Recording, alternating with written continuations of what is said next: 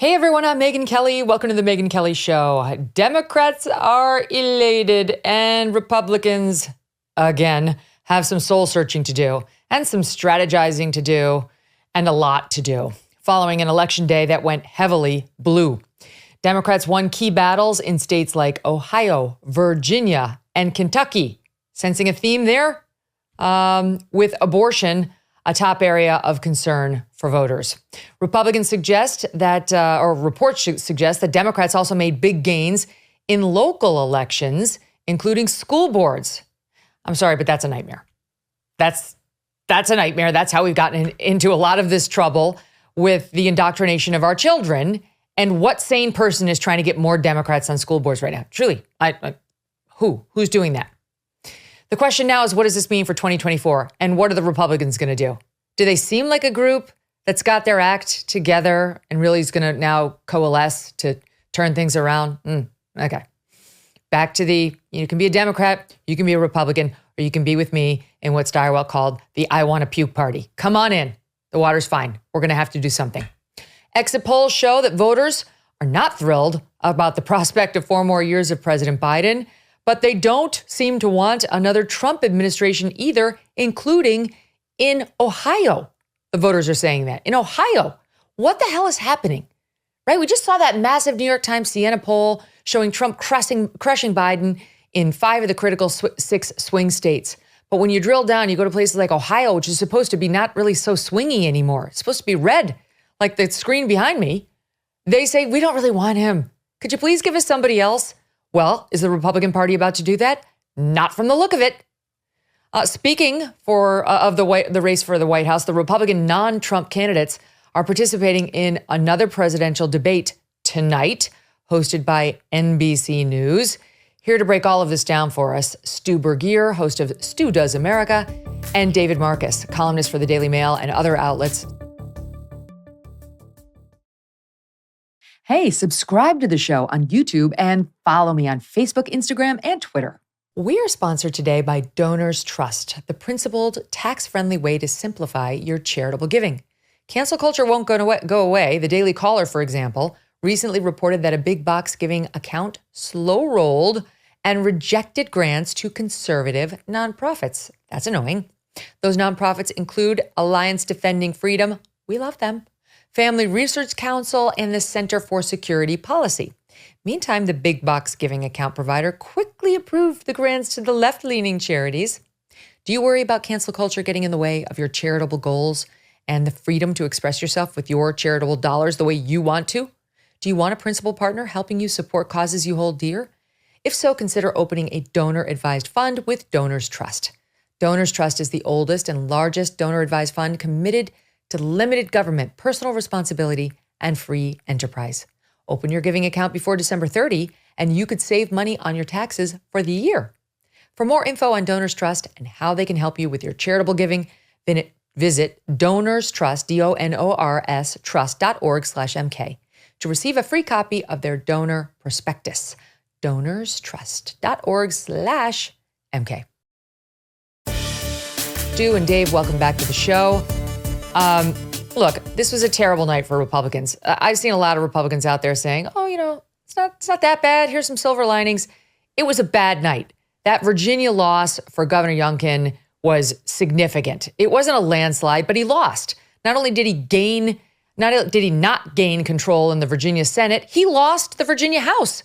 The pundits had been expecting him to emerge with both under Republican control and have such a victory, Ron DeSantis-like, that he might actually catapult into the 2024 race as the underdog savior. Not happening. So Youngkin is kind of done. He's certainly done for 2024, and he may be done beyond that because he didn't look at DeSantis actually did make that happen down in Florida, and he's struggling in the current race. So that's one thing. They've lost a savior in the Republican Party. And then you go down the list, like Daniel Cameron, rising star in Kentucky, this completely winsome, Rich Lowry loves that word, but it's very fitting here. Candidate, sort of could be the next generation Republican Attorney General, lost to the incumbent Democrat, notwithstanding his overreaches on COVID, that they did not make that Democratic governor incumbent pay.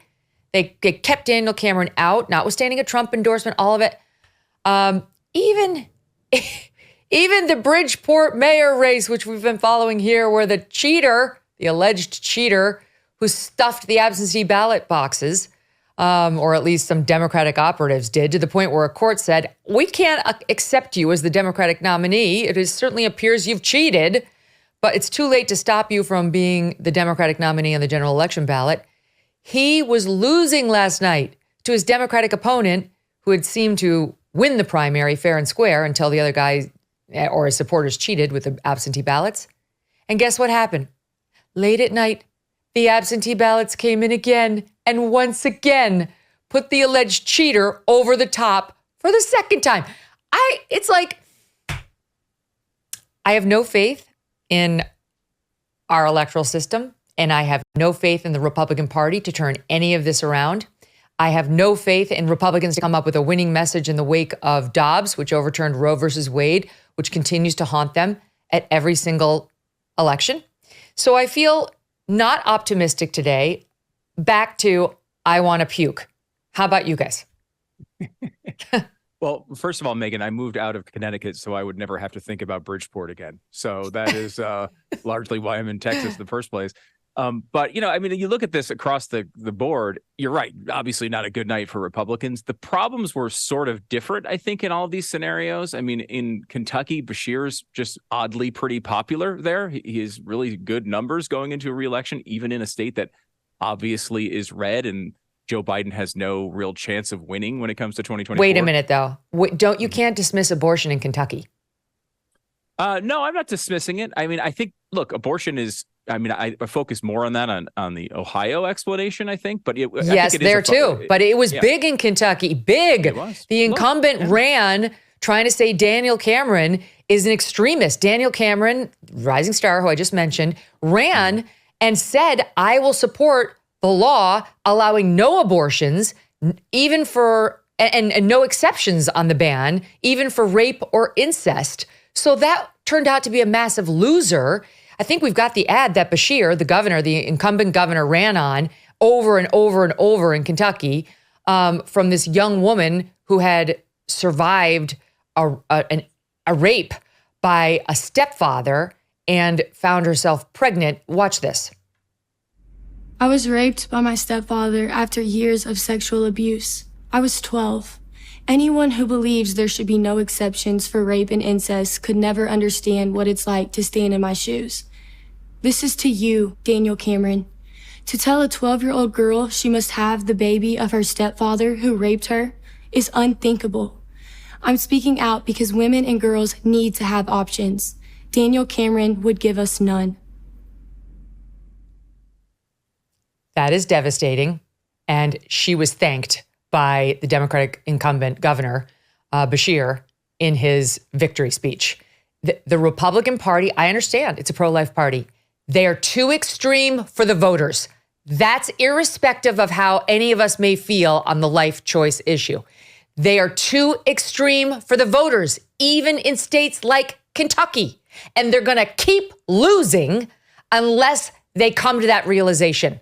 This is going to be a gradual fight that they're going to have to win bit by bit. They cannot win by saying no abortions and no exceptions. It's a fucking loser. Sorry. Keep going, Stu. No, I mean, look, I think you have some valid points there. When it comes to politics, this isn't necessarily the most popular issue. But I mean, I'll give you the example of Virginia is an interesting one in that they ran there on a 15-week ban. A 15-week ban is pretty popular, actually, when you poll it. It's a thing that is approved by over 2/3 of voters when you look at that as an individual thing. Okay, but there, I'm sorry to keep interrupting you. There either. No, it's okay. I'm going to give you back the floor, and we're going to bring Dave in too. Mm-hmm. But there, it was a different problem. Yes, there they said, Youngkin said, we're going to lean into the 15-week ban. For once, you had a Republican who said, I see this coming at me. I saw what happened in 2022 post-Dobbs. I'm going to lead. I'm going to say the Republicans in this state are okay with a 15-week ban. And there was about a 50-50 split on it amongst the Virginia electorate. It wasn't hugely polling against him or for him on 15 weeks. Happens to be where most of the country is. But the Democrats in Virginia ran dishonest ad after dishonest ad, and the Republicans were outspent. We have one of the ads lying about the GOP position. This, I believe, clearly resonated with the voters down there. Here it is. I want you to hear what Tara Durant supports. Tara Durant supports letting Virginia ban abortions with no exceptions. Durant says doctors who disagree with her laws should be in jail. She supports letting Virginia force a 10-year-old rape victim to carry to term. Tara Durant is extreme. Terrifying, Too much. We cannot elect Tara Durant. These were everywhere in Virginia, not just about her, across the board. And so I think in Virginia, it was, again, abortion played a big role, but it was a messaging issue. They were outspent and they were out-messaged. Go ahead, Stu. Yeah, I mean, I think they lied like crazy in Ohio, too. I mean, look at the wording of the amendment that went down. It brought in things like contraception and miscarriage care and all of these other unrelated items that people looked at. I mean, if you were a voter that didn't follow this that closely, I think you'd look at that Ohio thing and say, wow, they're trying to ban contraception. Of course, I don't want them to do that. I think they do this all over the country, and they do it to positive effect when it comes to politics. It's probably going to work in a lot of states. Yes. I think they're very good at it. Yeah, they're very good at it. And this is really their only thing to run on, right? They can't run on the Joe Biden record. They're looking at abortion as literally their the only thing. get-out-of-jail-free The card. New York Times Siena poll. This is literally the only thing that Biden's beating Trump on when it comes to the issues. He's crushing him on immigration, on the economy, of course, on international affairs. But abortion was the one thing in which Joe Biden had a 9-point advantage.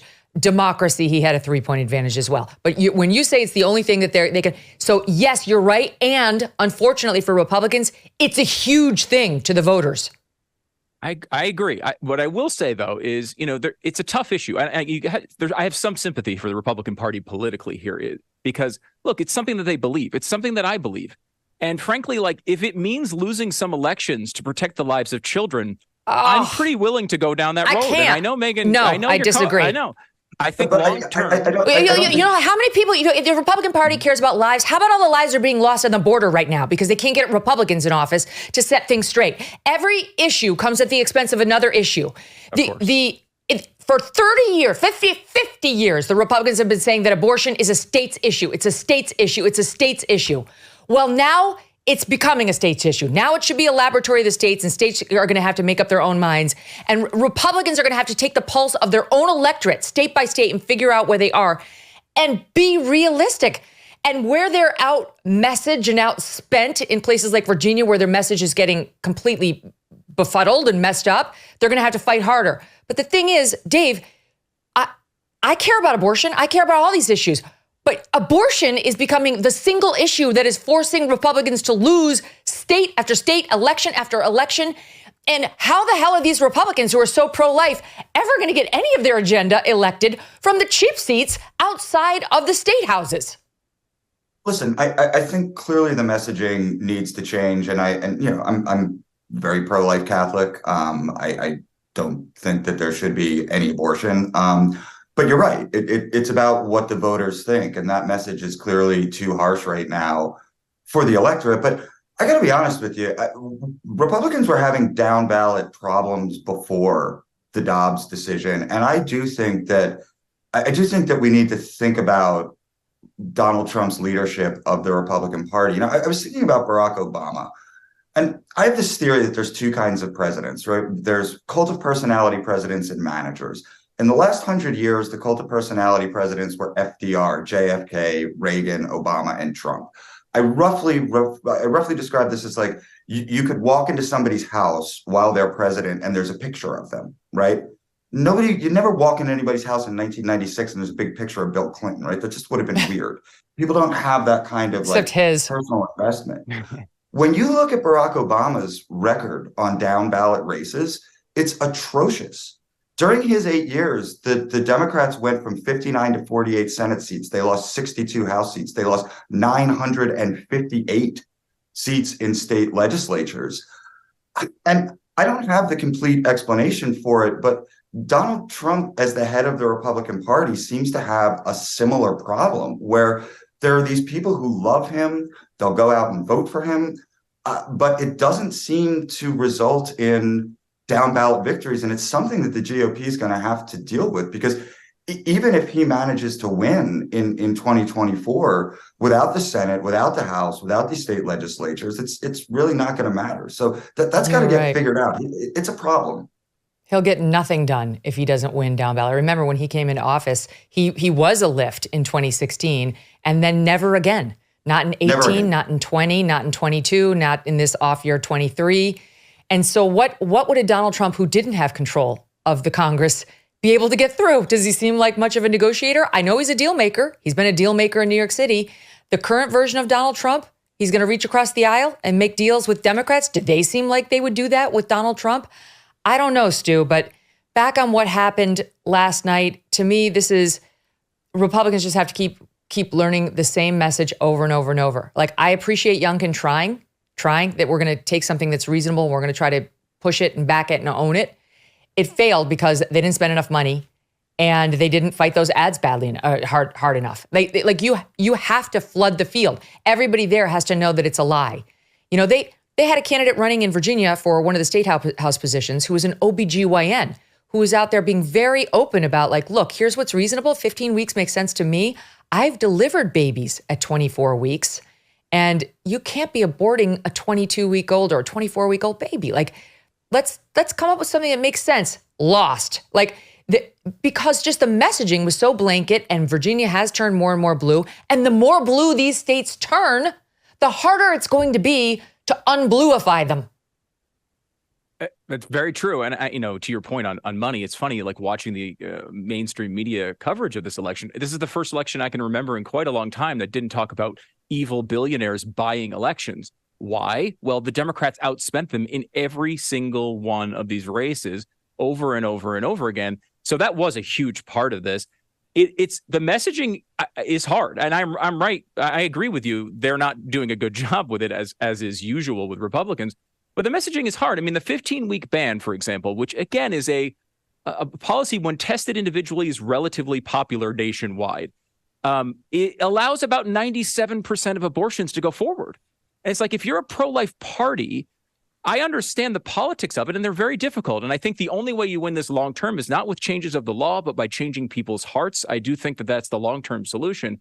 But if you're going to say you're a pro-life party and your line is, I'm going to allow 97% of abortions, that doesn't sound all that pro-life to me. I don't care. So you have to take, it's a bit by bit process. Yeah, you cannot have the whole loaf. You've got to have a slice today and a slice tomorrow and amass power and try to persuade people. And then maybe you'll get to the point where it's a truly pro-life country and a truly pro-life culture. We're not there. And you can't run for office pretending that we are. Go ahead, Dave. But we also need a more competent ground game, right? And quite frankly, we need Republican donors to be paying for TV ads, not for Donald Trump's legal bills. Ronna McDaniel has had a chance now in several election cycles. It's not working out. I'm not saying it's her fault. I don't know, but it's not working out. And much like the Biden administration that just keeps failing and failing and failing, and nobody ever gets fired and nothing ever changes, the RNC is really starting to look like that.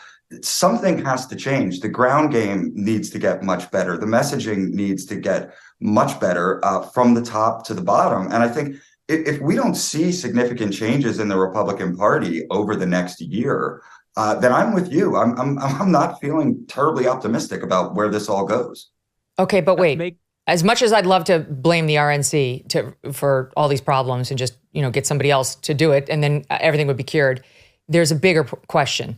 Eric Erickson tweeted about it today. He's been very thoughtful, I think, on this whole issue all along. This is what he tweeted. I'd love to get your reactions. He writes, the GOP is no longer a national party. It is a collection of disparate regional parties. In some areas, the party wins by being tied to Trump. In some, it loses by being tied to him.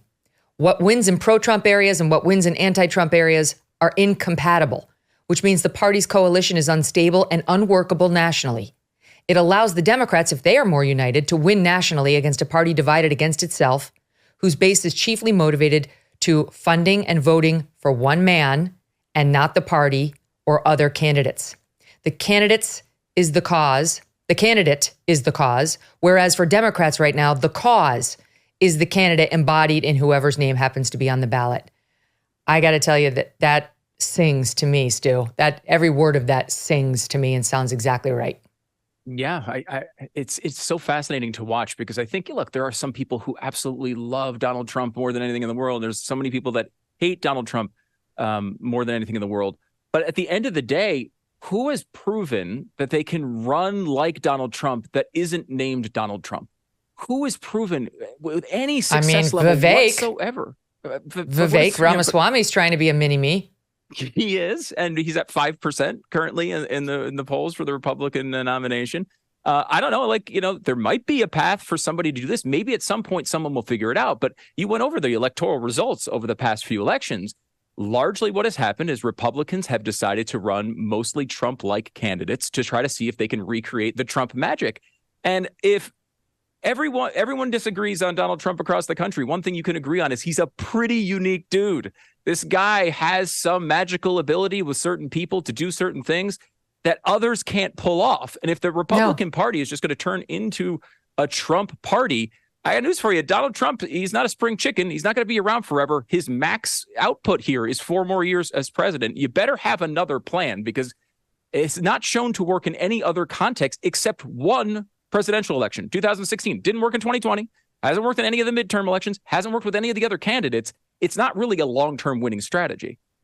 There was one bright spot yesterday, and I think that it speaks to Eric's point. Much like 2022, the biggest bright spot for Republicans was New York.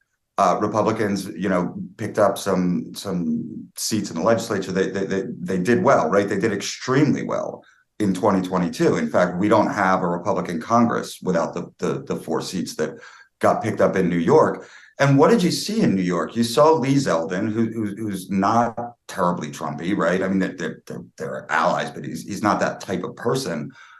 Be very successful, almost win the governor's race there. You have a city and a state that is incredibly fed up with the poor leadership that was shown first by Andrew Cuomo and then by Kathy Hochul.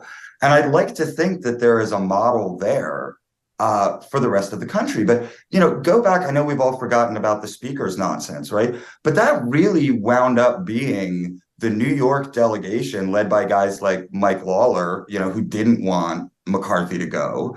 And the very MAGA delegation with people like Matt Gaetz who were like, no, we're going to get rid of McCarthy and everything's going to be great now. And I do think that there's a division there within the Republican Party. And maybe given the success that moderate New York Republicans are actually having in elections, that's a part of the party that people ought to be listening to a little more. This is where we go back and forth on this every time the Republicans lose, which is often.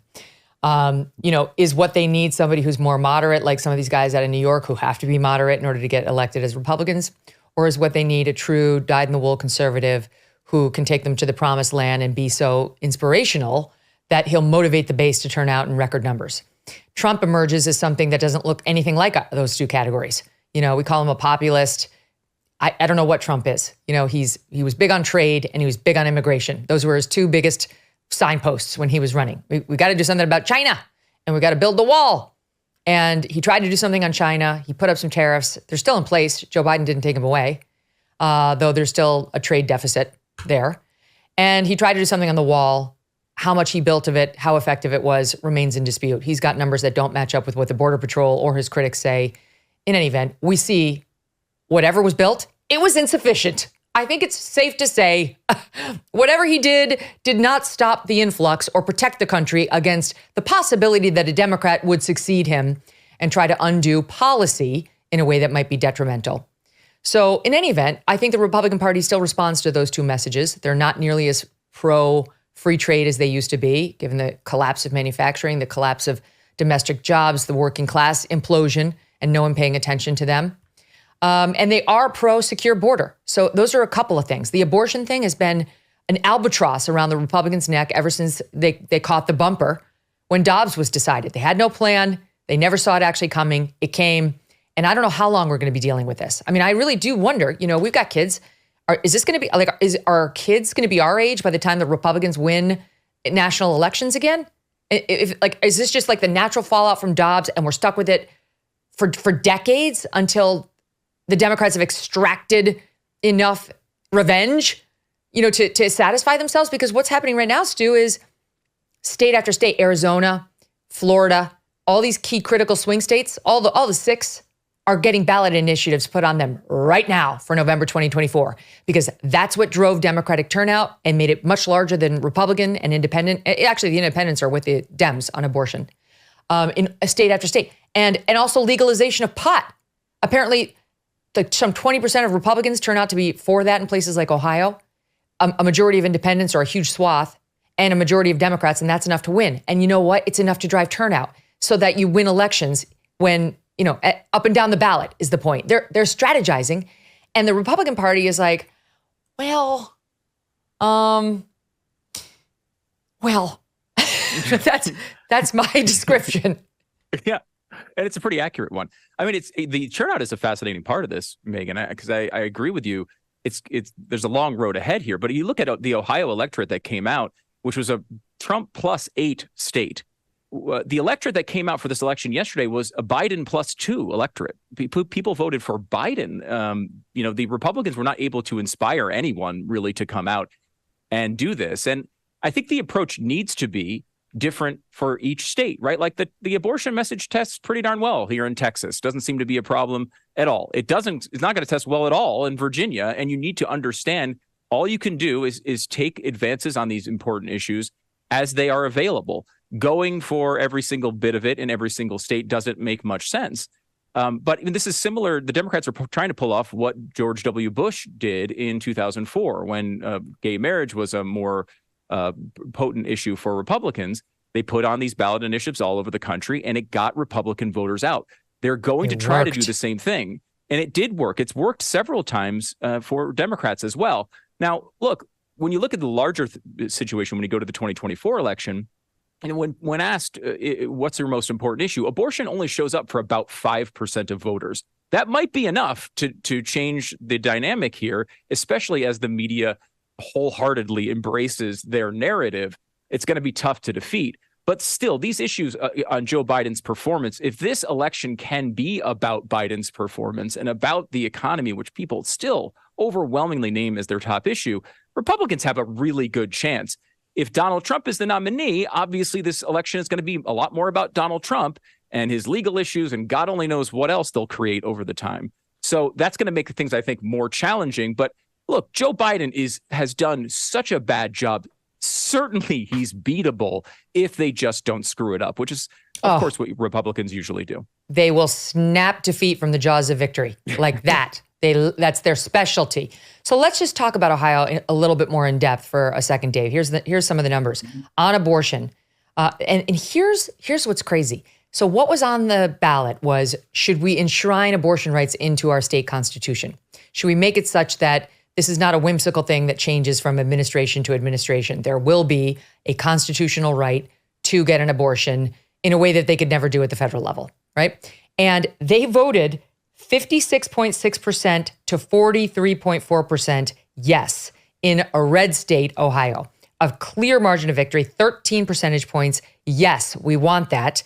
18 counties back Trump back in 2020 voted in favor of abortion rights.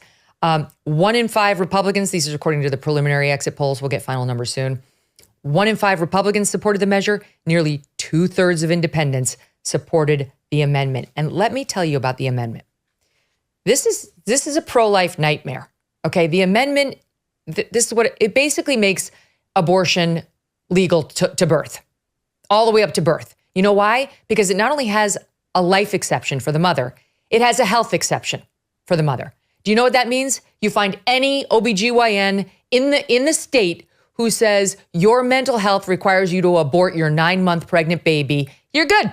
You can have one now. It's in the Ohio red state constitution, thanks to this vote last night. To me, that is a messaging failure. That's the Republicans' failure to explain to the electorate what was really at stake. I don't believe that that 1 in 5 Republicans and 2/3 of independents want abortion legal to birth? Because it says, I'll read it to you, a right to make and carry out one's own reproductive decisions. Oh, that sounds so nice. Doesn't it sound so nice? And only allow the state to prohibit, to ban an abortion after an unborn child is determined by a pregnant woman's treating physician to be viable. So they're making it sound like, okay, the only time that the state could pass a law banning abortion is post-viability. That's the Roe standard. So Ohioans are saying, okay, that makes sense. We don't want post-viability abortions. That's how it used to be. We like that. And it says, and only if the physician does not consider the abortion necessary to protect the pregnant woman's life or health. Okay, you are definitely going to have doctors who say, this baby has some sort of a defect and it's not viable. And in order to give birth to it, the mother's mental health would be ruined. And therefore 9 months, it's gone. It's just, there's got to be a better message for Republicans in calling out exactly what's going to happen. Otherwise, we're going to have more abortions. It has to be far more forceful, right? I mean, another thing that we're going to see is selective abortions where, kids with Down syndrome will be killed because they have Down syndrome in the womb. And, a parent or a doctor doesn't want that. Abortion is a difficult thing to talk about. And I think Republicans have a fear that if you're that guy outside the Planned Parenthood with the bloody looking picture of the fetus, right, that like, this is too far, this is going to turn off voters, this is going to, make people feel icky. I think that Republicans, pro-life Republicans, most Republicans are pro-life. I think we need to be harsher. I mean, I went to Catholic school as a kid, and back then, I don't know if either of you had this experience, but I mean, they would show us movies of what this is, of what happens, of what it really, really is, not reproductive health care, but killing a human being. And I don't think that Republicans have done a good enough job, or the pro-life movement in general has done a good enough job post-Dobbs of describing the horror that this really is. And I would like to see Republican politicians in general do a far better job. Now that may sound like the opposite of taking a more moderate position, but I do think that in terms of something like abortion at 8 months, yeah, we need to expose how grotesque this is, probably in grotesque ways. Mm-hmm. Some of the numbers here, Stu, in Ohio, pro-choice groups raised, this is from today's The Dispatch, pro-choice groups raised nearly triple what pro-life groups did, nearly triple in the home stretch of the campaign. They outspent their opponents in ad buys. Last night, in taking a victory lap, the executive director of Pro-Choice Ohio said, Ohio is not a red state. We're purple as hell, baby. And they're thanking this issue. Over in Virginia, they had 40% of Democratic candidates' ads mentioned abortion, according to Ad Impact, which tracks advertisements. Okay, 40% of their ads. So it was the issue. Ann Coulter had a piece this morning on her Substack saying that pro-life is the new Black Lives Matter, but for Republicans. The thing that brought down so many Democrats, that so many more moderate Democrats were like, not Black Lives Matter, defund the police, same thing. It's the new defund the police, where the moderate candidates are going to get killed on the Dem side if they say defund the cops now. And if you say pro-life, no exceptions, rape, you're done. You're going to drag down everybody. Yeah, no, look, there's some evidence to this, and I think it's happened several times since Dobbs. I mean, look, the Republican Party did not come out of Dobbs prepared. They came out completely flat-footed with no plan, which is incredible considering they worked 50 freaking years to get this done. They really had no idea how they were going to approach that, and that is completely on them. But the abortion issue, I will say, is somewhat fascinating. The Ohio example, for example, here. You have a red state, which, again, the Republicans are going to win in 2024 by all appearances. And you have two parties, and in reality, both of their positions are incredibly unpopular with voters.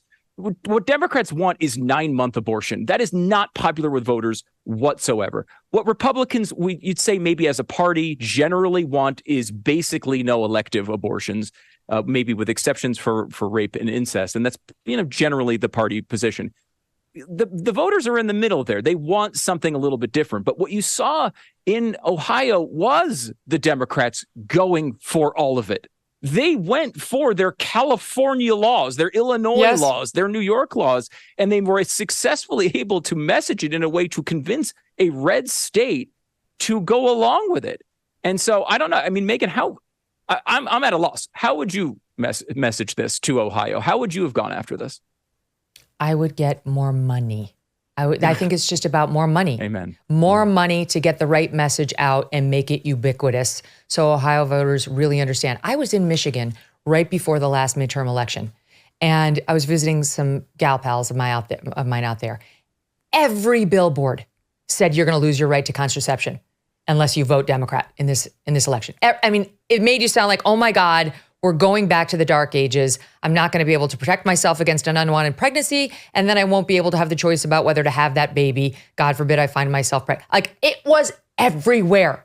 They spent and they won big, right? And that was the end of Tudor Dixon and the continued rise of Gretchen Whitmer. The Republicans, I don't know what they're spending their money on. Maybe Dave's right. Maybe it's all going into Trump's many, many legal trials. But it's not going to the right places, because I don't believe that Ohio, which is red, it's not purple, would vote for this if they truly understood.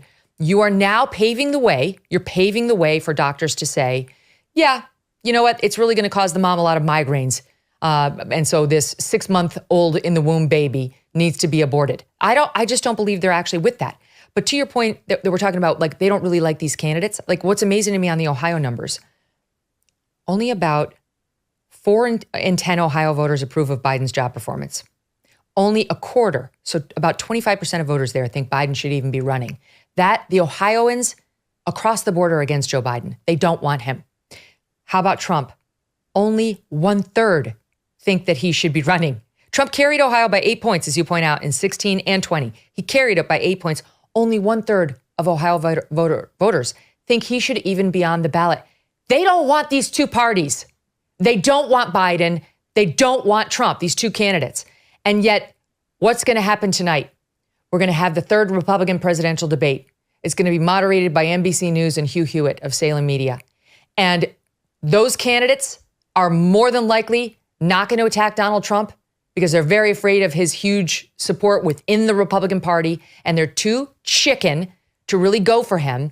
And the Republicans are going to wind up with the guy who is polling well nationally right now. And we saw in the swing states from the New York Times poll. But when push comes to shove, isn't wanted. And unlike the Dems, who really, they're not going to switch him out against his will. They can switch Trump out. It's an open primary right now.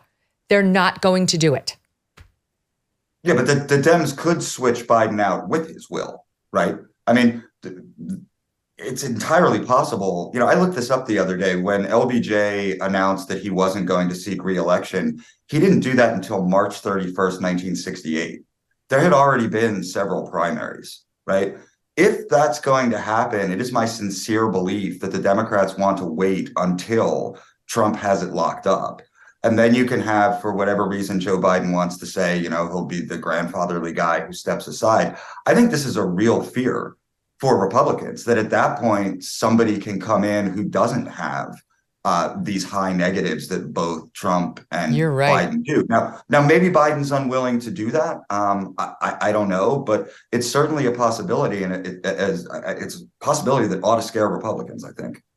You're so right. The Republicans ought to pray every night that Joe Biden stays in this race, or, you know, really that he either stays in or that he passes the baton to Kamala. Like, one of those two things.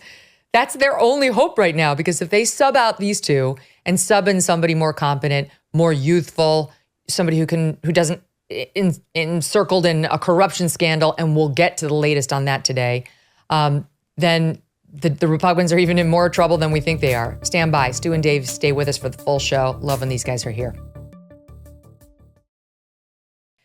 Well, like many people, I am trying to eat healthier these days, and that is why I love good olive oil. God, it does make a difference, doesn't it? In your meals, your salads, when you're doing your cooking. And by good, I mean fresh. Olive oil packs the most flavor and healthiest nutrients when it's fresh from the farm. And that's the problem with those supermarket olive oils. They're not fresh. They can sit on the shelf for many months growing stale. This is why I like my olive oil direct from small, award-winning farms thanks to a guy named TJ Robinson, also known as the olive oil hunter. When I first tasted TJ's delicious olive oil, I loved it on salad, on veggies, pasta, meat, fish, you name it. And as an introduction to his fresh-pressed olive oil club, TJ is willing to send you a full-size $39 bottle of one of the world's finest artisanal olive oils for just $1 to help him cover shipping. Best of all, there's never a commitment to buy anything, and you can cancel your membership at any time. Get your free $39 bottle for just $1 in shipping and taste the difference freshness makes. Go to harvestfreshnow.com. harvestfreshnow.com for a free bottle and pay just $1 in shipping. harvestfreshnow.com.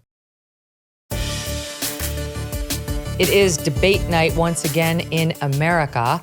This one, as I mentioned, hosted by NBC News. We expect the moderators to be Lester Holt, Kristen Welker, and then Hugh Hewitt from Salem Media. He's the conservative. They did this, last time around. They had sort of like a conservative talking head on some of the panels. We never had to deal with that at Fox because they trusted us to be fair and balanced. But on some of these more lefty channels, the RNC, I think, wisely insists that there at least be somebody out there who understands what's interesting to Republican voters. We'll see how that goes. I predict we're going to be very frustrated watching this.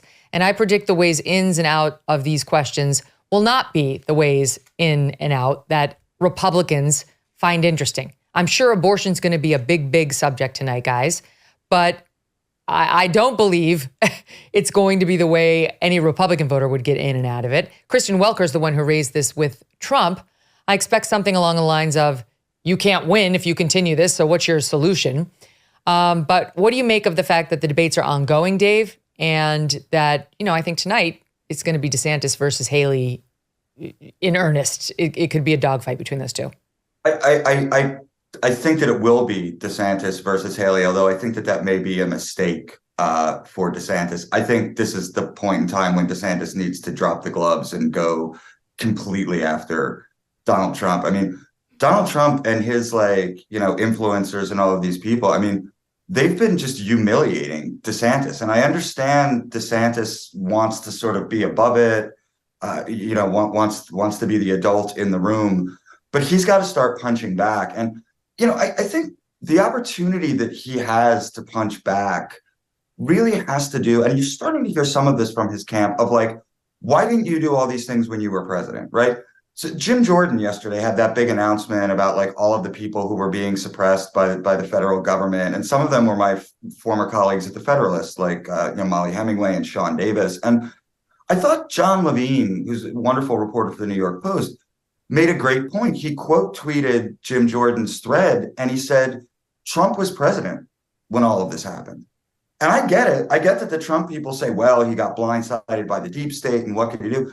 But why is that going to be different this time? We've seen what Ron DeSantis was able to do in Florida, which had concrete results and wasn't just talk. So I think that if Ron DeSantis misses the opportunity tonight to highlight those kinds of issues, then it's over. I don't think him versus Haley for the next 2 months does anybody any good whatsoever.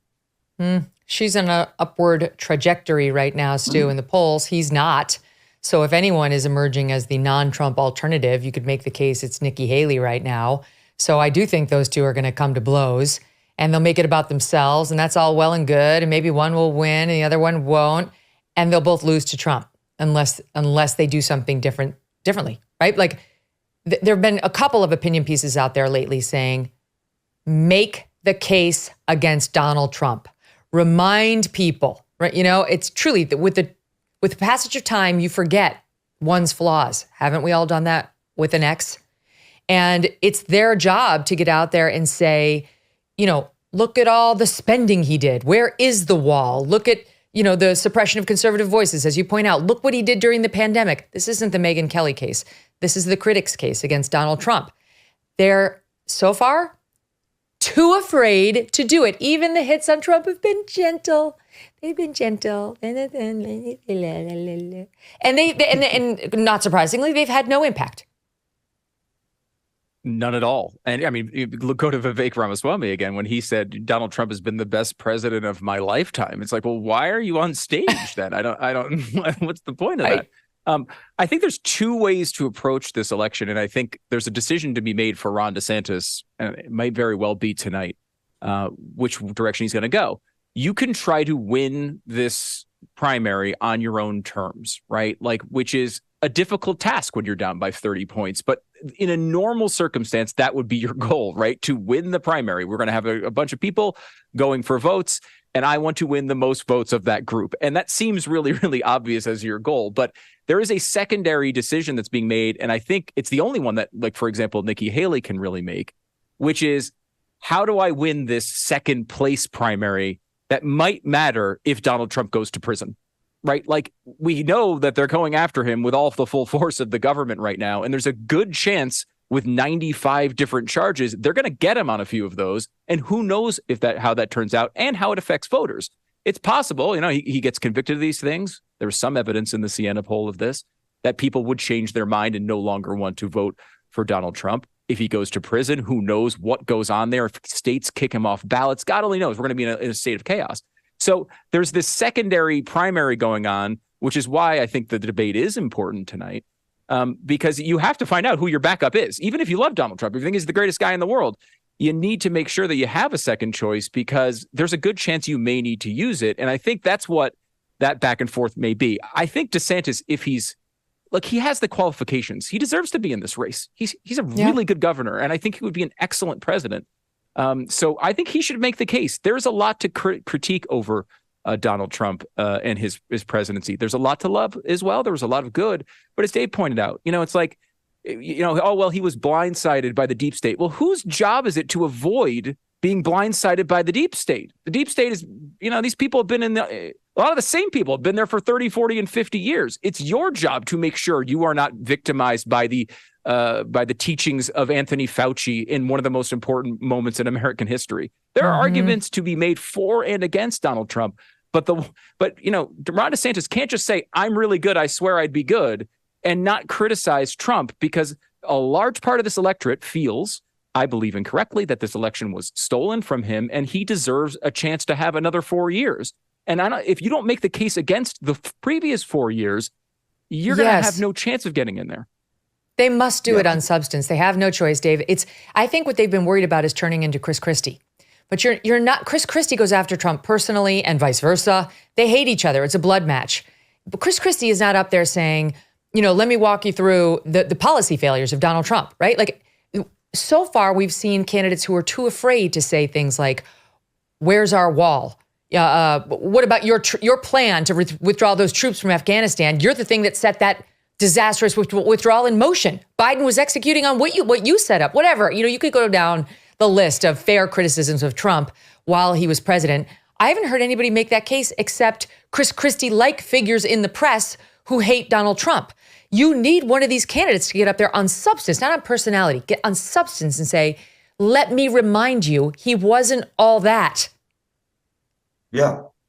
No, absolutely. I had a fascinating conversation with the guy that I met the other night at a Tea Party meeting in West Virginia. And this guy had been the head of personnel during the Reagan administration, and importantly, the part of the transition team in 81, which is considered the gold standard. He told me that he and Ed Meese and a few other people from that transition team sat down in 2016 with Trump's transition team, which is being led by Chris Christie somehow. And he said they wouldn't listen, that nobody would listen to any of their advice. And the one piece of advice that he had was, Chris Christie's not really with you. What you do, he told me, what you do with a guy with Chris Christie is you point at a globe and you say, where do you want to be an ambassador? And Trump's got a personnel problem. He always has. And I think that that's something that the other candidates really need to slam, because Trump can't fix this on its own, and he hasn't explained how he's going to. It's a good point. You don't generally get, when you become president, you have your pick, the cream of the crop, to come work in your administration. Everyone wants to be part of the White House or the administration and affect policy, especially when you're controlling Congress, all of it. And you don't generally get better from there, right? Like, all those people have been fired. Half of them hate Trump. He hates them. Mad Dog Mattis, John Kelly, Tillerson, all of them, they're gone. They're not coming back. So who's going to be on tier 2?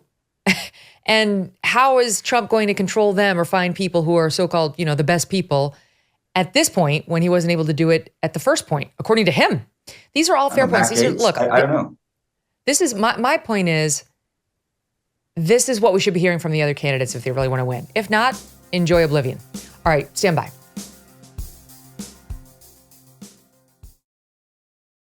If you're like me, you're growing more and more concerned about the future. If you want to protect your future, consider the precious metal dealer American Hartford Gold. They can show you how to protect your savings and retirement accounts by diversifying your portfolio with physical gold and silver. All it takes to get started is a short phone call, and they will have physical gold and silver delivered right to your door or inside your IRA or 401k. And they keep it simple. They are the highest rated firm in the country with an A+ rating from the Better Business Bureau and thousands of satisfied clients. And as an exclusive offer for my fans, if you call them right now, they will give you up to $1,500 of free silver and a free safe too on qualifying orders. So don't wait, call now. Call 866-518-2955. That's 866-518-2955, or text Megyn, MEGYN, to 65532.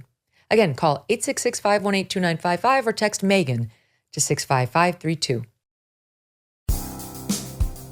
Now, first I want to kick this hour off, guys, with a little story. It's story time. This story happens to be about Hunter Biden and David Weiss. David Weiss was and is the U.S. Attorney for the District of Delaware, federal prosecutor for that region. He was under Trump. He remains so under Biden. He began investigating Hunter Biden, the ne'er-do-well son of Joe Biden, as far back as 2018. The IRS was looking into him. It had come to their attention that there was some funny business going on with his taxes. He'd been involved in some bank situations involving prostitutes. They smelled a rat. They started investigating him.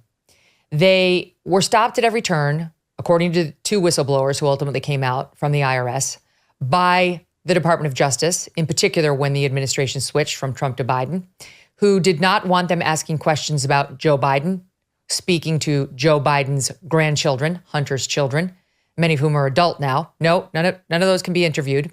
They were ready to serve a subpoena on Hunter's storage unit. No, the DOJ interfered, and I think Secret Service ultimately gave him a heads up that it was going to happen, giving him time to remove whatever was in that storage container, like one of those units, before the feds could get there to investigate. They're looking for papers. They're looking for evidence of fraud, of international dealings, of working as a foreign agent without properly registering, all the things now that the House of Representatives is currently investigating.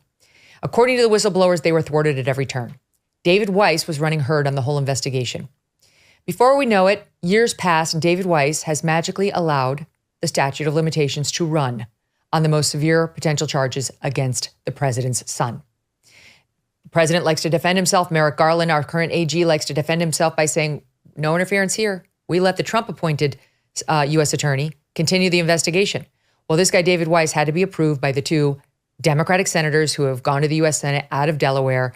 He never could have gotten through them. This guy is clearly a partisan hack. We now know this about David Weiss. So this is a cover-up lie by Merrick Garland to say, oh, he was under Trump. So he let the statute of limitations run. The whistleblowers came forward. This is outrageous. He shouldn't have let that statute of limitations run. We had him. We had him dead to rights. As early as 2021, we were jumping up and down, up inside the FBI saying, charge the guy, charge him. You're going to let these claims expire? What's going on? And they claimed under oath that David Weiss, who was the U.S. attorney that they were answering to ultimately, told them in the spring of 2022, I don't have ultimate authority over the case. That's just the truth. These guys said, what? Because here's the thing. The most serious charges against Hunter were to be brought in D.C. or California, not in Delaware. And the clock was ticking. And they said to him, you got to make sure that these charges get brought. And he said, according to the whistleblowers, in particular, Gary Shapley, IRS whistleblower, we interviewed him ourselves, that David Weiss told them in October 2022, it was, that he lacked ultimate decision-making authority. He lacked ultimate decision-making authority. That's what they were told directly by Weiss. Now, why would he lack ultimate decision-making authority? There could only be two reasons. One, he wasn't made special counsel, which gives you the authority to do pretty much what you want. We know that he wasn't granted special counsel authority by that point. He is now. But back then he didn't have it, so he still answered to Merrick Garland, very much so. And here's what happens. Let's say I'm the Delaware U.S. attorney, And Dave, you're the U.S. Attorney for the Northern District of California. And Stu, you're the guy who runs D.C. And I want to bring 2 very serious criminal charges against Hunter Biden in your jurisdictions, not mine, where I'm in charge. There's a system for this. As you might imagine, happens all the time. People don't always confine their criminality to the district in which they live. So I call you up, Dave, and I call you up, Stu, and I say, guys, I'm your counterpart in Delaware. I need to bring charges in your district. Do you want to partner with me on it? And if you don't want to partner with me on it, you're too busy, you're not into it, no problem. I'll just go get the okay from our big boss, Merrick Garland. You guys say, I don't want to touch this shit with a 10-foot pole. It's your thing. You go for it. So no problem, that happens. So then you go to the big boss, Merrick Garland, and you say, Dave and Stu don't want anything to do with it. Can you just give me my pink slip so I can go into their jurisdictions and try cases even though I practice in Delaware? Yeah, fine. It's done all the time. If you get that designation, you're considered a special attorney. The word attorney matters.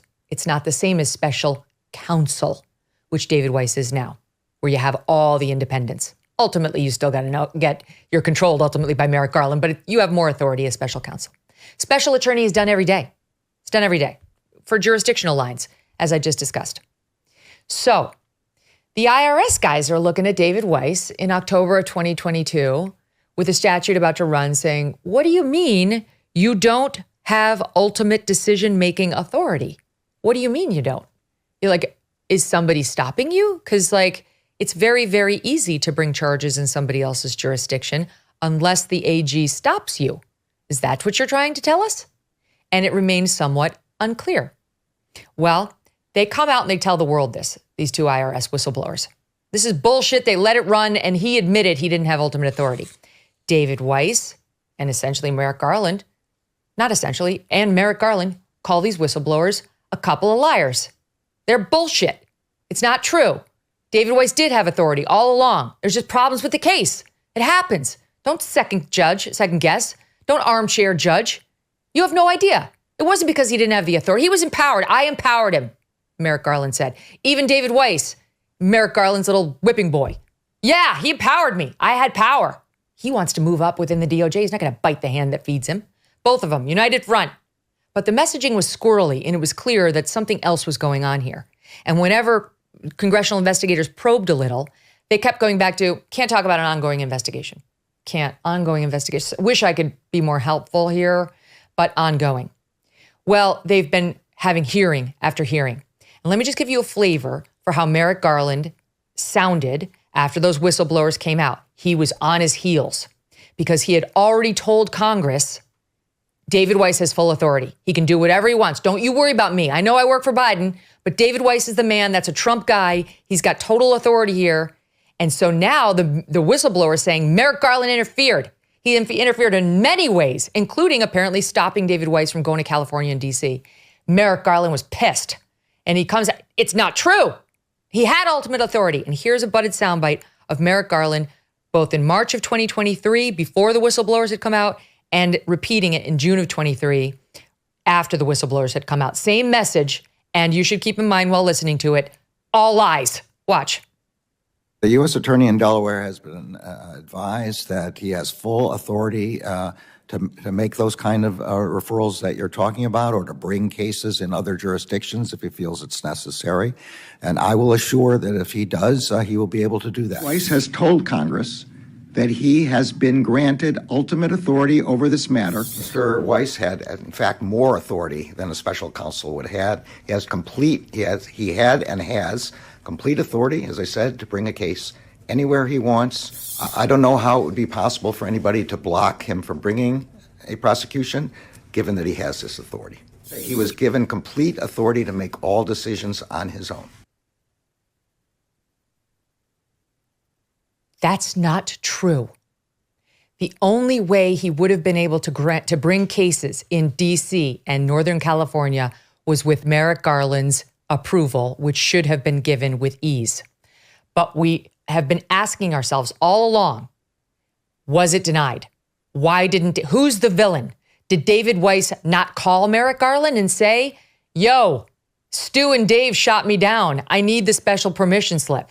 Or did he do it and Merrick Garland said, F off, David Weiss, it's a hard no, thus ending the serious charges against Hunter Biden. The latter would be a much bigger deal because it would be on Merrick Garland, the president's appointee. David Weiss, we care about, but he's a hack. Okay, well, he's not the sitting attorney general. All along, we've been asking, did David Weiss ask for the special attorney designation? Did he ask for the permission slip or didn't he? Ongoing investigation, ongoing investigation. Guess what? Yesterday, we finally got an answer. David Weiss, who's been avoiding these congressional investigators in the House from the beginning, finally had to sit in front of them. It wasn't on cam, it was behind closed doors. And he told the House Judiciary Committee, according to Jim Jordan, that he was refused special attorney status in this investigation of first son Hunter Biden. Weiss said he initially requested special attorney status in spring 2022. Remember the whistleblowers meeting in October 2022, where they said he told them, I don't have the authority. According to Jim Jordan, David Weiss told congressional investigators yesterday, in spring of 2022, he went to justice. He said, give me the permission slip to bring these charges. And the principal assistant deputy attorney general told him no. Told him no. So now we know. The Attorney General of the United States, through his principal assistant deputy, stopped the investigation into Hunter Biden. They're the ones. They're the villains, thus letting him off on the most serious charges. David Weiss did what he was told and just put his head between his legs as he was getting scolded. You're not getting it. You'll stick to Delaware, where it's a bunch of bullshit charges that we can easily get him probation on or give him a deal on. And you, David Weiss, can be controlled. That's obvious. And go along your merry way. And then they smeared the whistleblowers as liars when they came out and said he admitted to us he didn't have the authority. They both came out and said, liars, always had ultimate authority. And then behind closed doors, when it's under oath, it's a different story for David Weiss. Merrick Garland lied under oath. David Weiss apparently didn't and told the truth. So now we know. This will not be in the New York Times and the Washington Post and on NPR leading any news tomorrow. They'll talk about Republican infighting from the debate. And it's absolutely disgusting. There are two systems of justice. Hunter Biden has very much benefited from this one, and Donald Trump is under indictment in 4 different places because of the other. That's my story. That's the end of story time for this day, November. What a happy story, Megyn. 8th. Yeah. What do you make of it? Look, Garland was very dicey last month when he appeared before Congress, because he was asked this very question about, the authority to prosecute. And basically where Garland landed was somewhere along the lines of, I gave Weiss a personal assurance that he would have the authority, right? Which is not the same as granting him the authority.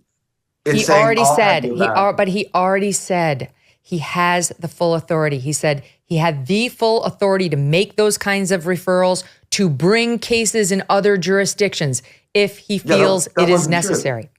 Right, not true. And David Weiss said to Congress in a letter, I've been granted ultimate authority over this matter, including responsibility for deciding where, when, and whether to file charges. And whether to file. That's not true either. He also lied in that June 7th letter to Congress. He only told the truth, according to Jim Jordan, at least, behind closed doors yesterday.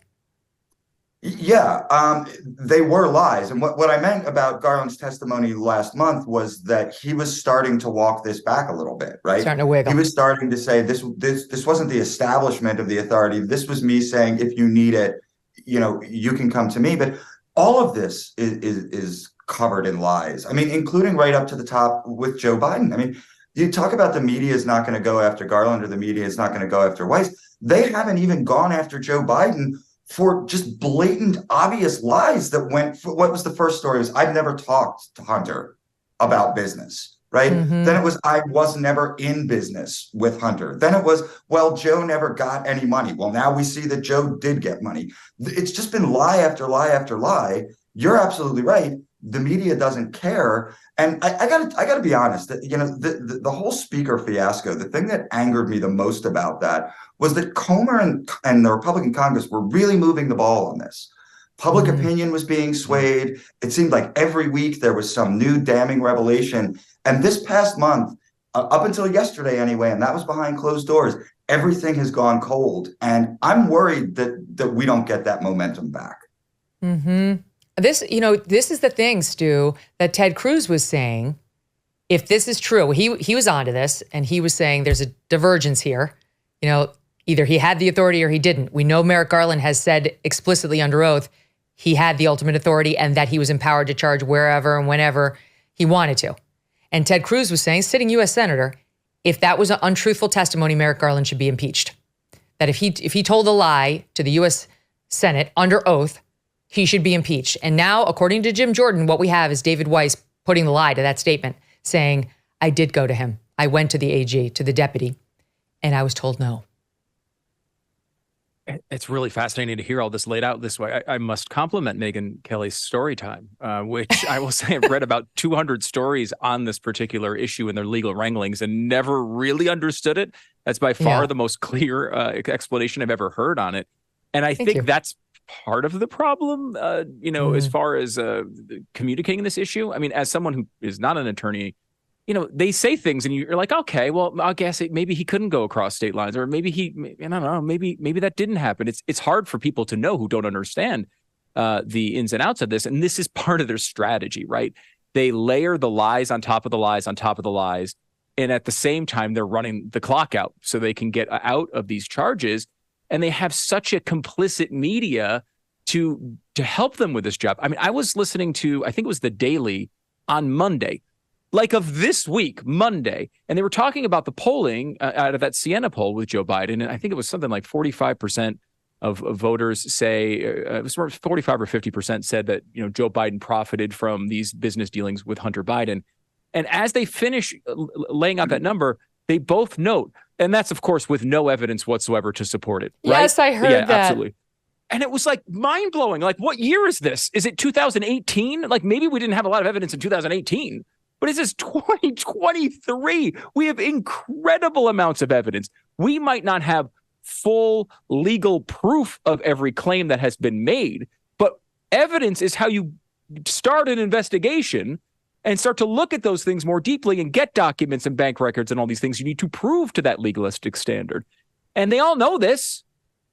They certainly know it with Donald Trump. And yet here in a situation where like this stuff could be explained, this is a massive problem for a government official to be lying under oath, and impeachment is what our Attorney General of the United States, the Attorney General of the United States. And you could tell he looked squirrely and he looked uncomfortable. And you knew enough to know someone's not telling me the truth, and I don't know who or why, but I don't think I believe either one of these guys. And then they landed on the same story and tried to get out of it with this special, like, no one knows what the hell we're talking about. Special counsel versus special attorney. No one knows what we're saying. We're good. Everyone's too stupid to understand the two of us, really smart guys. So it's going to be easy to mislead. But, you know, Jim Jordan is like a dog with a bone and hasn't let this go, nor have the House Republicans. And they finally figured out what these two were trying to do and zeroed in on the relevant question. Thank God for those two whistleblowers who were unfairly smeared as liars, who came forth to say, I put it in a memo. I'm telling you this. I wrote it right down. I sent it to my supervisor, who's not disputing this. It's right here. He said he didn't have the authority. They said, you're a liar and you're dumbass. You misunderstood David Weiss. He always had the authority. Well, now we know. Now, oh, really? I mean, I look forward. Maybe Jim Jordan made the whole thing up. Maybe he's just banking on, he's just going to lie to us and we're just never going to actually hear testimony. I doubt it. I think this guy, David Weiss, when under oath behind closed doors, told the truth. And the truth is he was denied by Lisa Monaco, who's been a villain throughout this whole thing. Her name is all over the IRS whistleblower testimony, who interfered at every turn to protect the president and the ass of the president's son. She ran cover for both of them from the start. Lisa Monaco, that's as high up as you can get in justice, minus Merrick Garland. So she needs to be called in. Let's hear from her next. All right. I'm fired up about it because we've been following it. And Stu, you're not wrong. It takes effort. It takes some effort to actually understand what these guys are doing, and they're banking on that. But you know what? I got all the time in the world for you people. I got all the time in the world for you, Merrick Garland, and you, David Weiss. And many moons ago, I practiced law too. So I've dusted off my law degree, practiced for a decade, and I still know a couple of words. So let's do this thing. Okay. Let's not forget as well that Hunter Biden was about a half hour away from getting away with all of this, right? There was a plea deal in place, if not for one ethical judge who said, wait a minute, are you guys sure you're on the same page as to what this plea deal really means? This was all going to go away.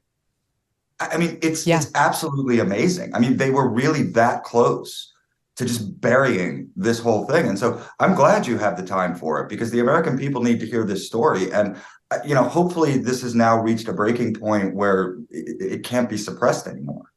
Yeah, I don't think so. It's just too hard to understand, and the media is going to punt it because they don't want to work to figure out that anybody did anything wrong. If this guy has to testify before, an open Congress, it could change, because hearing him say it on tape, which directly contradicts Merrick Garland, that's tough to ignore. Let's switch to the other system of justice, which is very, very excited to prosecute Donald Trump and take away his freedom and take away his businesses too, over this bullshit thing that literally every real estate developer in New York has probably done. I mean, you could put like every real estate developer in Manhattan in jail, or at least not jail, but take away their business, like Letitia James is trying to do to Trump. So this trial's gotten so wacky in New York State Supreme, and this weird Judge Engoron, and boy, do we have an update on him. It involves, well, like some nudie pics. Like only half nudie, but more than you want to see of a judge, especially this one. Okay, we'll get to that. I'm out. No, I had to see it, and so do you, Dave. You sit there, you have another cigarette if you need yourself, it. Guys, I thought he looked good. I'm not even going to make the pun about Stu does in any event. So this guy hates Trump. Letitia James hates Trump. And it's serious stakes, because he's basically going to lose his business in New York State. This week, last week we saw Donald Trump Jr. testify. Then we saw Eric Trump testify. Then yesterday we saw Big Trump take the stand. And today Ivanka goes up there. Trump did testify and came out afterward and took aim at the judge who he hates. Here's a little bit of what he said in SOT 7. This is a case that should have never been brought. It's a case that should be dismissed immediately. The fraud was on behalf of the court. I don't have to be here for the most part, but I sort of do have to be here because I want to be here, because it's a scam. Okay, so that was Monday. Then he was asked when he came out later in a break how things went. And, the judge has put him under a gag order from saying certain things and has fined him $15,000 already for violating it. And here's what happened when he was asked about how things were going in SOT 8. How's it going in there? For the listening audience, he did the zip your lip motion across his mouth. But Letitia James, the Attorney General, she's a talker. And here's her take on how Trump's how the testimony went when Trump took the stand on Monday, SOT 9. He rambled, he hurled insults, but we expected that.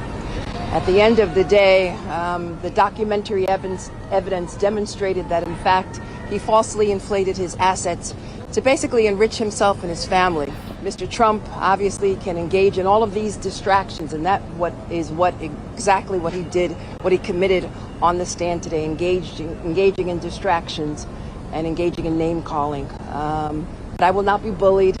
I will not be harassed. This case will go on. I don't know if you guys noticed, but every time she comes to the microphones, it's, I will not be bullied. She always finds a way to make herself into the courageous, brave, anti-Trump warrior. Like a real prosecutor would not say the word I would not come out at all. At all. It would be boring. It would be judicious. would be fair. Would you be bending over backwards to be fair to Donald Trump? She already won. She already got summary judgment in her favor. Like, we're just cleaning up the scraps here. And yet she can't show any class. She's got to make it about herself. I am strong. I'm a warrior for truth. Same woman who ran on getting Trump. So Stu, this is going to come down against him, and it's going to be ugly.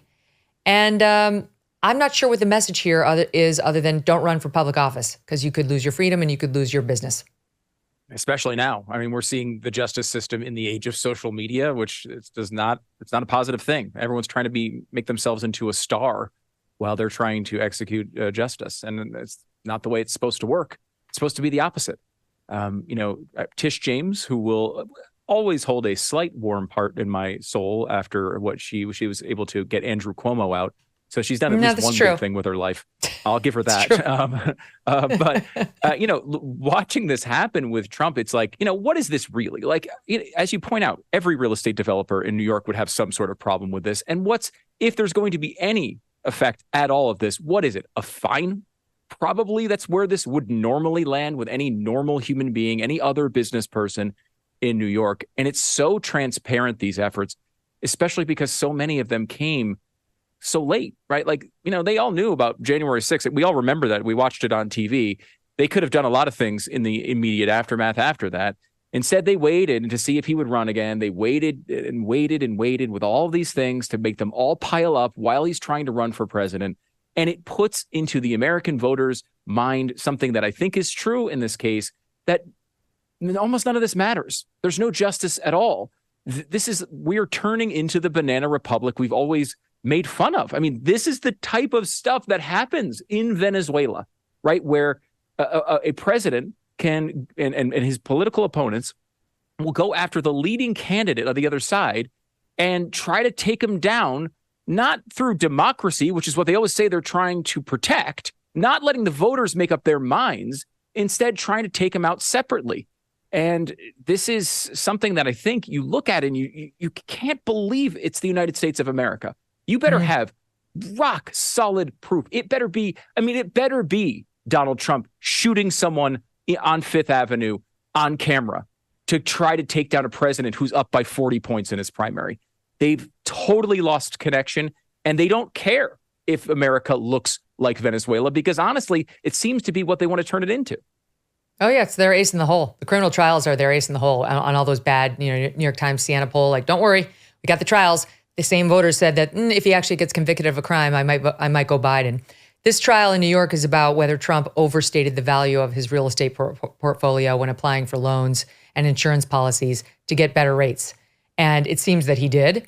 And no one got hurt. He paid back the loans. He paid all of the policies on time. No bank is complaining. There's literally no victim. Tish James just claims, on principle, it's the wrong thing to say it's worth $30 million when it's only worth $10 million. And therefore, technically, it was a violation of the letter of the law, Dave. So she's probably right. The question is, does it warrant taking away the man's business, walloping him with potentially a $250 million fine? His business is going into receivership. What, he loses potentially control over Trump Tower, Bedminster, the other thing, Silver Springs, can't remember what it's called, where Eric Trump resided for a time, but all of it. So you lose it. I mean, I guess he should be thankful to be going to jail since he's not going to have any place to live or work, thanks to Tish James. Well, look, she wants to be governor, right? I mean, that's what this was about. And this was the deliverable for Democrat primary voters in New York State. She ran for attorney general. She said, make me attorney general and I will go after Donald Trump. I mean, just think about that. I mean, forget about Donald Trump. Imagine anybody running for attorney general on the basis of, I'm going to go prosecute one person, right? I mean, unless you're talking about like Al Capone in the 1920s, that makes no sense and is in and of itself an act of corruption. But this is what her voters wanted, right? And her voters want her speaking truth to power. And look at this, woman who won't back down and she's not afraid of Trump. I mean, that entire dynamic that you just described, I mean, that's the TV show that Letitia James and the Democrats want. And it's the TV show that we're getting. Now, I kind of wish that we had been able to see the confrontations within the courtroom on television. I think that we will be able to see that in the Georgia trial.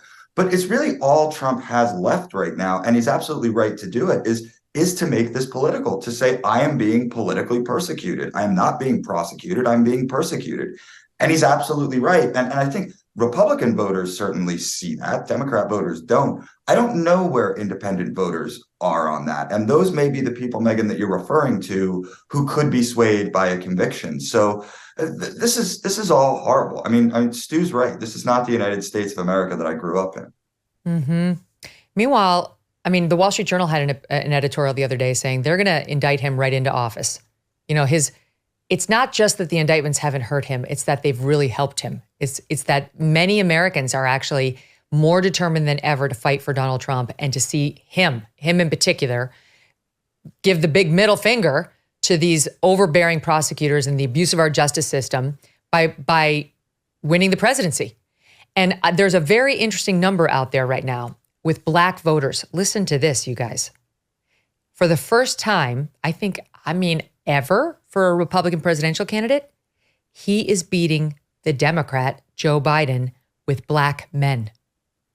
When have you ever seen that? Trump's beating Biden with Black men. The Black vote goes overwhelmingly for the Democrat in every election and still leans Biden. I think it's overall 73% for Biden, but 23% for Trump. And that's because of Black men. That's from that New York Times Siena poll. In 2020 with Black men, Biden was over Trump by 34 points. 34. Now Trump is beating Biden by 3. It's incredible. And Trump said, speaking of Hugh Hewitt, one of tonight's debate moderators, Trump said to Hugh Hewitt after his mugshot, the Black community is so different for me since that mugshot was taken. I don't know if you've seen the polls. My polls with the Black community have gone up 4 and 5 times. That was a bit of an exaggeration at the time, but they have gone up, way up. And I do wonder whether, Black men who tend in large numbers to distrust the justice system, given the history, see exactly what's happening here in a very clear way. And maybe that's being factored in. Maybe the Wall Street Journal's right that not just Black men, but men in general and Americans in general see what's being done to him and are not just like ambivalent about it, but angry and are ready to vote him into office as a message. What do you make of it, Stu? I think it's possible. I think, the Siena poll did show that. The CNN poll that came out today was not quite as favorable, if I'm right on that. And I don't know if it holds up for the entire election. I do think that is a real thing. And I think that there are plenty of people who recognize it. You look at this and, it just seems unfair. It's like if, I don't know, the Eagles coach was able to kind of say, well, the Cowboys, they can't start their starting quarterback. We're going to take him off the field. Even if for some reason they had a good argument with that, it would feel unfair. And that's what it's feeling, I think, to the everyday person.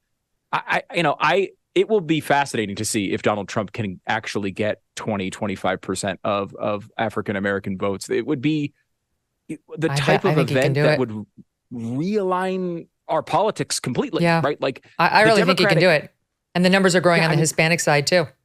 Yeah, dramatically. And, the Democratic profile of how they win elections is we need 95% of Black voters. We need 80% of Hispanic voters. We need, 60, 70% sometimes of different demographics among younger voters and female voters. And if those things start to crack, you really have nowhere to go. It's going to be very difficult for them to well, you've got white suburban women. That's how they did it the last time. But those numbers were almost even Trump v. Biden in the New York Times poll. There weren't enough women supporting Biden to overcome the huge deficits for Biden with men, which happens to be 50% of the electorate. And then you break it down by the subgroups. They're all going Trump. Independents, young people, Blacks, Hispanics, more and more towards Trump. So the Democratic coalition falls apart, at least on paper, a year out. Another interesting thing from that Wall Street Journal editorial, they pointed us to recent reporting on, quote, Win It Back PAC. This is an anti-Trump group. And they're referencing an article in Politico last week, says the group tested 4 TV ads focused on Mr. Trump's legal travails. All right, so this anti-Trump group is testing ads, getting ready to sick him if he gets convicted or hit him on the trials. All 4 ads tested failed to move support away from Trump, a research memo concluded. Even more fascinating, 3 of the commercials increased Mr. Trump's support. 2 of the TV ads backfired across almost all demographic groups. We actually have a shot of this, do we not, team? We have a shot of one of the ads? Yes, here it is. Watch. I've been with Trump from the start, but truthfully, I don't know what happens if he is convicted while he is running. What happens then? What would that look like? I don't think any of us can see that crystal ball, what that's going to look like, other than just Biden cruises in. Let's just say that can't happen. So they never ran because they tested so poorly with these focus groups. The American electorate is not into the he's a criminal narrative, at least not yet, Dave. You know, we haven't sat through the trials. Most will not be televised. I just think the more they see, the more they're on Team Trump. That was just such a horrible ad.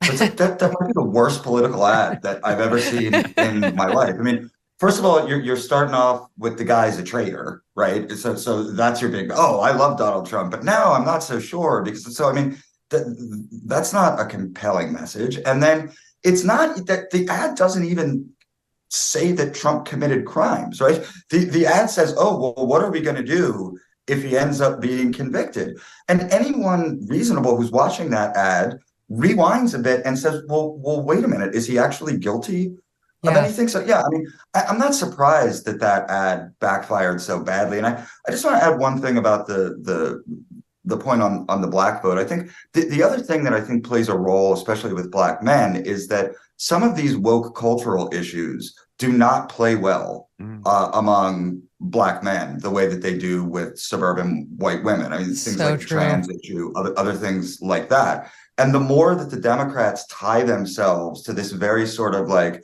female-led vision of society and all that stuff, it really can, you know, turn off male voters, and I think it is. But I don't know how the Democrats get out from under that, because they've tied themselves to it so explicitly that I think they're stuck with it. And I agree with you, Megyn. I think that the black vote could move in a really significant way in 2024. I also just want to quickly point out to Stu that, as we saw last weekend, the Eagles don't need to cheat to beat the Cowboys. We do that. Thank you. This is the best part of my day, Dave. I appreciate that. Now you're talking my husband's language. Okay, we got to get to the naked judge, and then we'll take a break. Judge Arthur Engoron, who really hates Trump. Do you guys remember him smiling from the bench when the cameras went in there just for a day? I don't know if the audience remembers this, but the camera went on the judge. Normally the judge would like ignore the cameras and try to be dignified. Look at him. He's like, oh, my left side's my better. Oh, see, look at him. I guess this is his right side. Oh, look at me. Who, me? So that's not his only time on camera, as it turns out.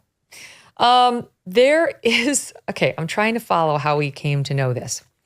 It's just going to read you what's right in front of me. The Twitter account Marco Polo something posted about the judge in the New York City case, Arthur Engoron, who publishes an alumni newsletter for the Wheatley School. He's class of 67. I don't know what that is. It sounds like a high school. Images from the newsletter show a naked man's torso. No face is shown, but the Twitter account suggests this is Judge Arthur Engoron. All right, here it is. Look. Oh God. There's a situation going on there. It's before and after, I guess. I'm not sure. I can't really, no offense to the judge, but I can't really tell that this is before and after. Then Colin Rugg posted on X that he has a peculiar hobby of posting half-naked photos of himself on a high school alumni newsletter that he controls, as reported on by Marco Polo. He's 74 years old. He appeared to even post a bonus torso photo in what looks like the bathroom of a gym. One set of images appears to be progress photos. I guess one is apparently showing a frailer, more malnourished male, and then the later is him flexing excessively to try to show off his muscle gains. I don't know. I'm concerned a little about the judge's vanity projects. and his mental health as well. Oh, wait, that leads me to my one piece of good news from last night. In Virginia, it appears, one group has called it, but the New York Times hasn't, that the slutty woman who had sex with her husband on camera for money, who was running for a seat in the Virginia House, has lost. Thank God. Thank God. It looks like she's lost. So naked, running for office, and having sex with your husband, no. Half naked on your high school newsletter? Who's clicking on this newsletter? Not a problem for this judge. Any thoughts, guys? How common is this? I feel like I live in a totally different world. I don't even want to look at myself in the mirror when I walk by. Who are these people taking pictures of themselves without clothes on? It's my view there should be in existence no photos of males without clothing on. We should ban them all. Technology should somehow prevent them. There's no need for them. And you should never, ever take one of yourself. There's never a good reason to do that. And I don't know. I mean, I'm glad the almost state senator was able to keep the porn in the confines of her marriage. What a traditionalist, but probably not a good idea for your political future. Why are the anti-Trump people such weirdos? Like it happens again and again and again. Just like such strange behavior. It's like what's going maybe it's all of a piece and they're just sort of like strange, deranged people, and it's not just Well, isn't Trump it the same way like all the people pulling down those posters of the Israeli hostages, they're all unattractive. I mean, they're all unattractive. Sorry, inside and out. You tell me what the common thread is, but I see it. I have eyes. That's where we pick it up right after this quick break. Finding an honest doctor that is not following in the footsteps of Big Pharma can feel impossible. That's why millions of men and women have turned to one Texas doctor and the 7 reasons he says anyone over the age of 50 should be drinking this one thing. It's not milk or another calcium-rich drink. It is a unique protein that naturally declines with age and can significantly increase bone strength and soothe joint pain. He says it can minimize wrinkles and cellulite, enhance hair follicle thickness, and can even reverse nail damage, with users reporting results in as little as 2 weeks. This Texas doctor is offering Megyn Kelly viewers up to 45% off his bone, joint, and ligament restoring formula at nativepath.sale/MK. nativepath.sale/MK. It has thousands of 5-star reviews and over 4 million jars sold. People are into this thing. Every order comes with a 365-day money-back guarantee, so there's no risk to try it today. Megyn Kelly viewers can visit nativepath.sale/MK to get up to 45% off while supplies last. So quickly, Rashida Tlaib has been officially censured by the House for her anti-Semitic comments, rolling out a video accusing Israel of genocide and saying, including a tape of "From the River to the Sea, Palestine will be free," which is a call for the eradication of Israel. Then she said it was really aspirational. It's more about peace. So it's not, and that was rejected, and she's been censured, with a lot of Democrats crossing over the line to say the same about her. Meantime, you get all these think pieces now, Dave, on, well, is that anti-Semitic? From the river to the sea, Palestine will be free. Is anti-Zionism, anti-Semitism, are all these deep thoughts about I'm not sure what we're seeing in the streets is anti-Semitism when they're tearing down the pictures of the missing Jewish babies. I don't remember any of this nuance post George Floyd. No, it's amazing. I'll have a column at Fox on Friday that's specifically about this, but it's stunning. For 20 years, the left has been telling us that racism and sexism and transphobia have absolutely nothing to do with intent. It doesn't matter what your motivation is. We've basically erased words from the English language, right? We've erased the word mother. We're told you're not supposed to use the term "you guys," right? Because it's sexist, not because your intent is to be sexist, but because it upholds these, negative stereotypes or whatever it is. Now, suddenly it comes to Jews and the rules completely reverse themselves.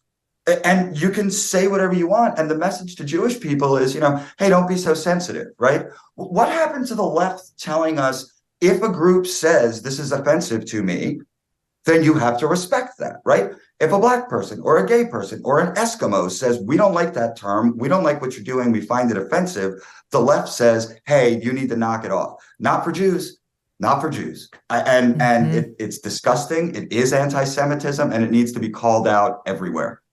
Intent doesn't matter. They told us that for years now. And I know this caught the attention of both of you, but so-called Central Park Karen, which is not a nice name, Amy Cooper is her name. You guys remember she had this confrontation with this very aggressive, rather cruel bird watcher in Central Park. And he was pissed off. Her dog was there without a leash and said he was going to hurt it. He was going to do what he wanted. He said, you can do what you want, but then I'm going to do what I want, and you're not going to like it. And she said she felt threatened. She called 911. She mentioned his race. Her life blew up. Here is the original video in SOT 26. There is an African-American man. I am in Central Park. He is recording me and threatening myself and my dog. And I'm sorry, I can't hear you either. I'm being threatened by a man in the ramble. Please send the cops immediately. She just dropped a piece in Newsweek, which is heartbreaking, Stu. Her life has been ruined. She lost her job. She has been completely abused. She writes, my life as I knew it was over. All of her personal information was released online. Hundreds of threatening graphic images, death threats, hate mail, continues to this day. Employer fired me without even talking to me, blacklisted my career. 3 years later, I am still in hiding. I am scared to be in public. I still can't get a job that meets my qualifications. And there have been long stretches of unemployment, all leading to thoughts of self-harm. My family has suffered enormously. I care for one of my parents who has a terminal illness. I want them to know I'll be okay, but I do not know if I ever will be. She tried to connect with a guy. He wouldn't speak to her. He turned out to be a nasty guy. He really did. He was nasty. And her life has been ruined over this one incident where we now know, thanks to Camille Foster and his reporting over our pal from the Fifth Column, that this story was much more complex. This guy had been in the face of other dog walkers in the Bramble and had threatened them. Like he had a proven record of aggression towards people like Amy Cooper. But that's not the story it's nuanced people wanted to tell. Yeah, I'm so glad we got to talk about this. It's criminal what happened to her. It really is. Camille was on with Barry Weiss. They did a podcast on this a couple of years ago, and I encourage anyone to go back and listen to it. It's an incredible hour. It's this journey to go through this story, because when I saw the video, I thought she kind of looked insane and maybe racist too. And the way it was reported, there was no nuance to it at all. We found out later all the things that you point out, that she was threatened. She was a previous victim of sexual violence, alone in a park, being threatened that it was confirmed by the guy. The guy said he threatened her.